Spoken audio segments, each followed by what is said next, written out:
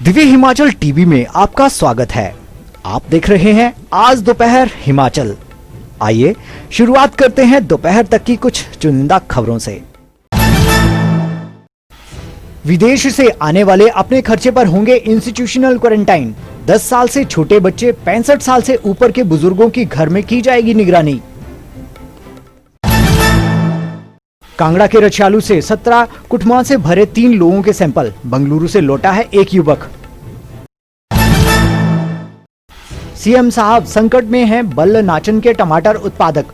बीमारियों से परेशान, बाहर से भी नहीं आ रहे व्यापारी। बल्ल के विधायक ने घिरे कांग्रेस के पूर्व मंत्री। किराए के कमरे में रहने वाला कैसे बना 15 करोड़ की कोठी का मालिक, मुख्यमंत्री से मांगी जांच। 3 दिन से लापता युवक का शव तलाशने पहुंचे गोताखोर। सतलुज नदी में चला रेस्क्यू ऑपरेशन। और अब समाचार विस्तार से। सुंदरनगर परिषद कार्यालय में चेयरमैन पूनम शर्मा की अध्यक्षता में वैश्विक कोरोना महामारी के चलते 1 दिवसीय बैठक का आयोजन किया गया। इसमें पार्षदों को बाहरी राज्यों से आने वाले लोगों को लेकर पेश आ रही समस्याओं को लेकर मंथन किया गया। इस अवसर पर एसडीएम सुंदरनगर राहुल चौहान ने बताया कि जो लोग रेड जोन से आ रहे हैं और जो 10 साल से छोटे बच्चे और 65 साल से ऊपर के बुजुर्ग हैं, उन्हें संस्थागत क्वारंटाइन करने की बजाय होम क्वारंटाइन किया जाएगा। इसके अलावा जो गर्भवती, स्वास्थ्य संबंधी समस्या वाला व्यक्ति बाहरी राज्यों से हिमाचल आ रहा है तो उन्हें होम क्वारंटाइन किया जाएगा। इसके अलावा जो विदेशों से हिमाचल आएंगे वे अपने ही खर्चे पर संस्थागत क्वारंटाइन होंगे। उनका 7 दिन बाद टेस्ट लिया जाएगा और रिपोर्ट नेगेटिव आएगी तो उन्हें घर भेज दिया जाएगा। हमें थोड़े से कुछ एक डाउट्स थे बीच में, जैसे हमारे कुछ एक सेंटर जो हैं उठा दिए गए थे। स्लैब पड़वाड़ा पहले उठा दिया गया था, फिर हमें थोड़ा कन्फ्यूज़न, बीच में थोड़ा कन्फ्यूज़न था। इसकी वजह से सभी काउंसलर्स की ये डिमांड थी कि हमें एसडीएम साहब से हमें जो है मिलना है, तो आज एसडीएम साहब को यही बुला लिया गया। इसके साथ थोड़ा सा अब मेन फोकस जो है वो रेड जोन से आने वाले सभी व्यक्तियों पे होगी। इसके साथ जो 10 साल से उम्र के बच्चे जो होंगे उनको होम क्वारंटाइन में रखा जाएगा। 65 ईयर्स के बुजुर्ग हमारे जो भी हैं उनको भी होम क्वारंटाइन में रखा जाएगा। इसके साथ बाकी कोई हेल्थ से रिलेटेड, कोई प्रेगनेंसी वगैरह और यानी कि जो हमारे बुज़ुर्ग या किसी की डेथ हो जाती है किसी के, उनको भी हम लोग होम क्वारंटाइन में जाके मतलब जा सकते हैं, पर लेकिन अब बाकी को अलाउड नहीं, कि बाकी जो है सेंटर, क्वारंटाइन सेंटर में ही भेजा जाएगा। सरकार के अलग अलग दिशा निर्देश आए हुए हैं जिसमें कि अमेंडमेंट्स हो रहे हैं जो कि कोरोना वायरस से संबंधित इंस्ट्रक्शंस हैं। उसी के बारे में एक जागरूकता का शिविर का आयोजन आज यहाँ पे किया गया है, जिसमें सारे वार्ड मेंबर्स और हमारे एमसी के प्रधान और उप प्रधान सभी मौजूद थे। साथ में हमारे एमसी के जो लोग काम कर रहे हैं वो भी यहाँ पे मौजूद रहे, तो सबको इन अमेंडमेंट्स के बारे में, इंस्ट्रक्शन के बारे में विस्तारपूर्वक बताया गया है। क्या खास चेंजिंग रही सर? इनको कुछ डाउट्स थे, जैसे कि किस व्यक्ति को घर भेजना है, किसको इंस्टीट्यूशन पे भेजना है, तो वो सारे क्लियर किए गए हैं। जिला कांगड़ा के गग्गल के साथ लगते गांव रछियालू में कोरोना के 2 मामले पॉजिटिव आने के बाद 20 लोगों के कोविड टेस्ट लिए गए।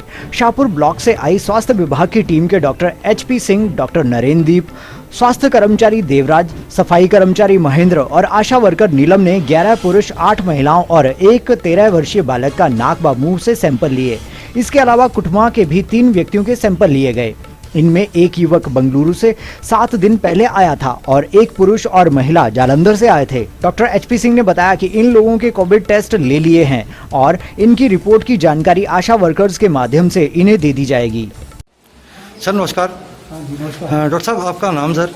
मैं doctor HP Singh, DMO Shahpur. Shahpur से हैं सर। कितने व्यक्तियों का यहाँ पे टेस्ट कर रहे हैं आज? आज हम 20 लोगों का टेस्ट कर रहे हैं यहाँ पे। तो जैसे यहाँ पे जिस प्रकार के मामला निकला, यहाँ पे 2 मामले आए हैं यहाँ से, तो उनको देख के क्या लगता है कि यहाँ पे इन लोगों में कोई ऐसी सिम्टम की भावना, सिम्टम तो दिखाई दे रही है? अभी तक तो सभी ये सिम्टोमेटिक है। हम उसकी फैमिली के जो डायरेक्ट कॉन्टैक्ट है उनके भी सैंपल्स ले रहे हैं और बाकी उसके जो पड़ोसी लोग हैं उनके सबके सैंपल्स। तो यहाँ पे और गाँव के लोग ही बुलाए हैं जैसे कुटमा वगैरह के? हाँ जी, कुछ वहाँ से भी आया है, तो कुछ लोग, कुछ बाकी सारे ज़्यादा सब चालीस से। इनकी रिपोर्ट कब तक आ जाएगी सर? ये कल शाम तक मिलेगी हमें, फिर 5 बजे के बाद मिलती है। तो इनकी रिपोर्ट में जैसे कोई नेगेटिव आया तो उसको कैसे मैसेज आएगा? हम हमारे ये वर्कर और आशा वर्कर के थ्रू उन तक मैसेज पहुँचा देते हैं। किसी को रिपोर्ट चाहिए होती है तो वो भी मिल जाती है। सर नमस्कार, आपका नाम सर? मेरा नाम कपिल है। सर आप कहाँ से रहने वाले, कहाँ के रहने वाले? मैं कुटुमा से रहने वाला हूँ। कहाँ से आए थे आप? मैं सर बैंगलोर से आया हूँ। कितने दिन हो गए आज? मुझे 7 दिन हो गए। तो आप होम क्वारंटाइन थे कि कहाँ थे? हाँ जी, मैं होम क्वारंटीन था। तो आपको क्या आज स्वास्थ्य विभाग वालों ने बुलाया था कुछ क्या सर? नहीं सर, मुझे प्रधान जो हमारे गांव के, उन्होंने बोला कि टेस्ट हो रहा है तो आप जाके अपना टेस्ट करवा लो, तो फिर मैं आ गया यहाँ पर। अच्छा, तो अब आप जैसे सरकार ने नियम बनाए हैं तो आप उनका पालन कर रहे हो जैसे घर में? हाँ सर, मैं प्रॉपर होम क्वारंटीन हूँ। मैं अलग से घर में रह रहा हूँ। मेरे साथ कोई नहीं रह रहा है, तो मैं अकेला रह रहा हूँ, अकेला ही सब कुछ कर रहा हूँ। खाना मुझे घर वाले बाहर लेके जाते हैं, बस वहाँ से मैं लेकर के घर पे ही खाता हूँ, अकेला रहता हूँ। जैसे बाहर से आ रहे हैं उनको क्या संदेश देना चाहते हैं आप? मैं सर उनको यही संदेश देना चाहता हूँ कि जो गाइडलाइंस गवर्नमेंट ने इशू करी है वो फॉलो करें। अगर होम क्वारंटीन बोला है तो होम क्वारंटीन रहें, अपने घर वालों के साथ जाकर के मिक्स ना हो, नहीं तो फिर उसका कोई औचित्य नहीं रहेगा। उसका कोई फ़ायदा नहीं है कि आप अपने घर वालों से मिंगल हो जाएंगे, फिर आपके घर वाले तो कहीं सब्जी कुछ लेने जाएंगे बाजार में, तो वो लोगों से मिलेंगे, वैसे वैसे आगे सबको फैल जाएगा। तो ये नहीं करना चाहिए, प्रॉपर होम क्वारंटीन होना चाहिए।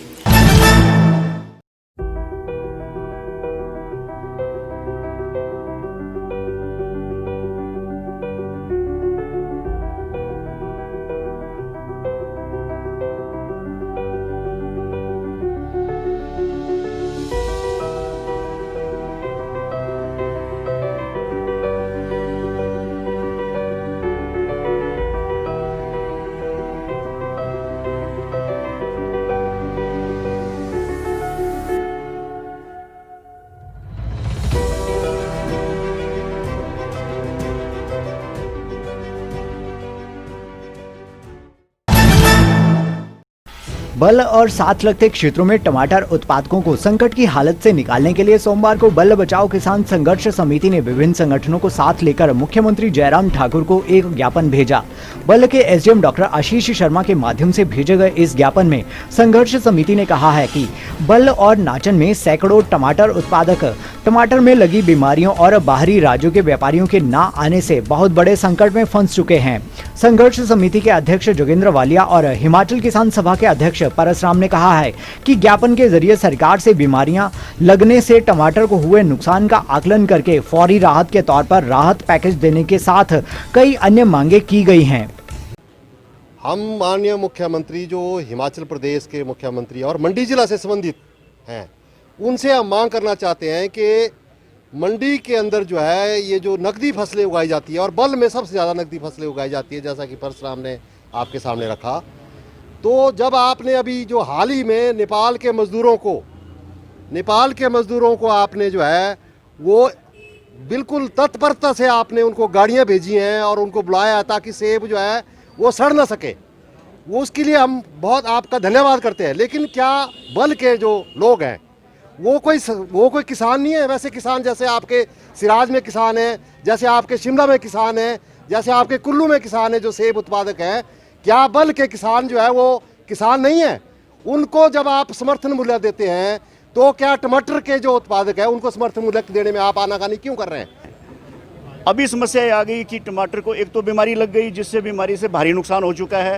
ये जिसमें डिफरेंट बीमारियां हैं, ब्लाइट है, झुलसा है, तो कोई कमर तोड़ है, इस अलग अलग सी बीमारियां हैं जो लगी हैं और टमाटरों को भारी नुकसान हो चुका है।